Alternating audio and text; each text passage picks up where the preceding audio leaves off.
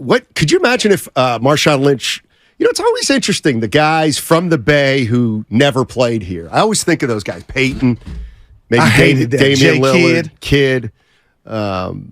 B. Shaw. Marshawn, well, he played for the Warriors for you're 3 right. years. The Marshawn Lynch, what if he would have been a Raider half his career? Wow. That would have been pretty cool. Let's go to Joe in Richmond. Hey, Joe, how you doing? Good. Ricky Henderson. Man. Is a name I'm hearing a lot of. Go ahead, Joe. My bad. It's okay. I'm doubling down on Will Clark. All right. Awesome player, great attitude. I think we went to the World Series in '89 a lot because of him, but we got our asses handed to us because we didn't have any pitching. We know how that turned out. Yeah. Anyways, Barry Bonds, real quick. I've been a Giants fan since late '60s. Went to many Giants games. Barry Bonds is nowhere near on my list of outfield. I've seen him be lazy at times. I've seen him get thrown out from right field for not running out to first base. Thanks, Joe. Appreciate it. That's not the Barry I know, Joe. I'm gonna stick up for him. He was a regular Pete Rose when he ran to first base. No, you're right. I think that is part of the Harper charm, though, is a guy who makes $300 million still runs hard to first base every single time. Like, that's something that I think a lot of people associate with hustle and just gamesmanship. And he's doing it without a lounge chair in the clubhouse. That always rubbed me the wrong way. See, I could be wrong, and I'm going to throw this out there, but I thought wasn't Will Clark more well-loved than Barry Bonds? Bonds is a better player. I don't think he got dressed alone or secluded himself, so I'm going to go ahead and say yes.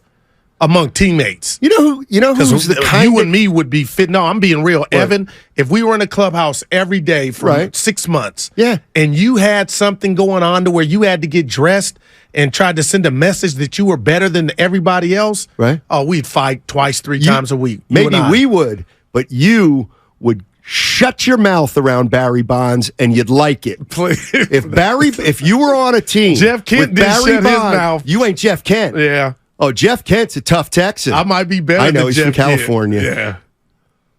Went to Cal. Like, I would never do Barry. Why did you do that? You would have tiptoed around Why Bonds. Did you want to get just dressed like everybody by yourself? Else? Be part of the group. So you can't say Barry. I am the group. That's your problem. I'll tell you what. That's your problem. Give me one player on this team, and you would have been tiptoeing around Bonds. Nah, he would have been. Bonds wouldn't have even known your name. I would have been a star. Probably not. Yeah. More like a long reliever. Nah. City Boy, he can answer some questions for Julian. us. What's up, City Boy? How you doing, man? Yo. Bonds? Oh, I'm good. Bonds or Will Clark? No, Bonds. Hey, the best Bond story is when Danny Darwin wrestled him to the ground and ripped out that stupid dangly earring of his. But anyway, I just wanted to cape up for Joe Montana real quick. I don't know if you said a lot of people aren't chiming in on Joe. And, Joe lives in the city part-time. He's still here. And I run into him at 2, 3, 4 times a year. And he's just so cool, man. He doesn't really want to chop it up too much. He'll say hi. He'll nod his head. I've spent a couple minutes talking to him here and there, but he's just not that chatty dude, and but he got love for the Bay because he's here, So he's still around. And then Ricky Henderson has always been my guy. Wow, I love Ricky, and Ricky got love for the Bay, no doubt. Season tickets when he stole 130, and we, anyway, Ricky was just the greatest, and he'll tell you. So they're vouching for. Ricky was special. Ricky's still hanging around. You can see Ricky here. Ricky's definitely around. No doubt. You'll catch him at the A's game and Warrior games, especially when they're at Oracle. Warriors. Exactly. I used to go to the games with Norm, and back then, A's games, thank you. And they had the instant Kodak camera, and they would take the pictures of Ricky stealing. They'd be playing like that California Angels, and then they would put them in the plastic and sell the picture right then on the spot. Norm would always give me a couple. Of Ricky sliding into second? No, it's stealing or in his pose getting ready to go right then when he was on the base path. So they would take the picture. It would come out instant. You got to shake it a little bit, put it in plastic and sell it. So Norm would always get me like two. I'm about to tear up about 2 or 3. Ricky'd be in the all white with the gloves at first, twiddling his fingers. Y'all can't see me on YouTube. I'm twiddling my fingers and then take off. Oh, boy. And then I go to Union City Little League and do the same thing. Except you'd get thrown out. Dude, or picked off. If they had been IG'd in. Oh, boy. Let's go to Mike in San Leandro. Hey, Mike, you coming out to the summit next Wednesday? What's up, Guru? The Dro. Hey, man. For me, it's Jerry Rice. Greatest receiver all time for me, San Franciscan. And I got to meet him a couple of times on March of Dimes. And seeing him be so humble with all the people, sign autographs. And I had the exact opposite with Joe Montana. I've got to see him like 2 times in my life. And both times I asked for an autograph, or I had my nephew with me. He asked for an autograph, and Joe denied it. So, we all got our favorite players, but Jerry Rice is it for me. Wow. Appreciate it. All right. You know what? As long as you're going to stick it to Joe Montana. Well, I got a buddy. Okay? I got a buddy. You better be careful. I got a buddy who works at a golf course down in the South Bay and sometimes sees Jerry Rice. And one time even, Jerry was going out to play, and there was some kids around that my buddy was talking to, and they saw Jerry Rice, and Jerry Rice kind of knew they all saw him, and my buddy Dave said, Jerry, and Jerry shook his head no and headed out to the number 1 tee. I don't believe that. The story's something like that. But he was golfing. I know. He didn't catch him going to the car. He didn't shun the kids. Have we got a Steph Curry yet? No, because he doesn't interact. He's aloof. Nah, he does. He's never connected. Okay, Mr. Fab, master of the communities in Oakland. He throws all these things, and Steph will come out there and play ball with the kids. Right. So I'm just saying. No, Steph's on there. Yeah, okay. He gives back all day long. The Bryce thing, again, which separates us, Steiny. And Evan, as young as you are, you let me know if you've heard it. I don't remember, rest in peace, Kobe, Mike, when it was their moment, just spotlighting the city. And that's what made last night special to me for Bryce. And you're right, he is like Iverson. 415, I met Barry Bonds on the 49ers sidelines. He took a picture with anyone who asked. I've heard a lot of positive stories about Barry Bonds since he's retired. Oh, there's no doubt. And that's why, Steiny, you were quick to say, Guru, you might be right. He might regret how he treated some people. That's how you do when you get older, right? You reflect. Some people get meaner, get nastier. They get less communicative, more aloof. I used to work with a guy like that, but he's fixed it. Hey, what's up, Steiny?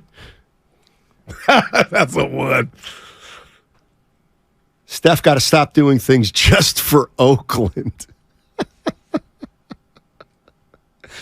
That's funny. He does stuff in Charlotte. Yeah, he does stuff in this. Talk to us. All right, this is the one. Yeah. Okay, take a listen to this. And by the way, Bryce Harper is every athlete in every big city. It's funny, I was driving in today and, I'm listening to WIP like I do a lot, the 2 o'clock hour.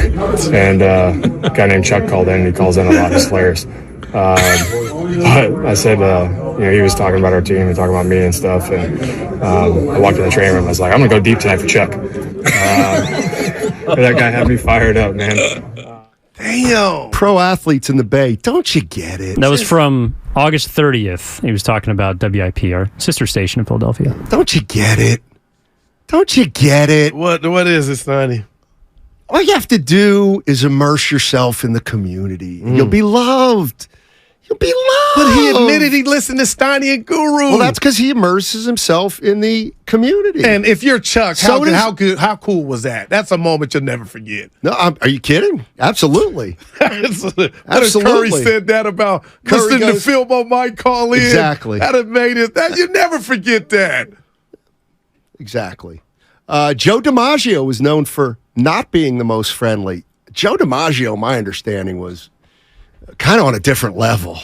When you say that, what do you mean? He was like a... He said a different level. Yeah, I may be wrong, but apparently, like, DiMaggio had a presence about him that was... People were scared, intimidating? I mean, I can't speak to anything personal, but DiMaggio was from a different era.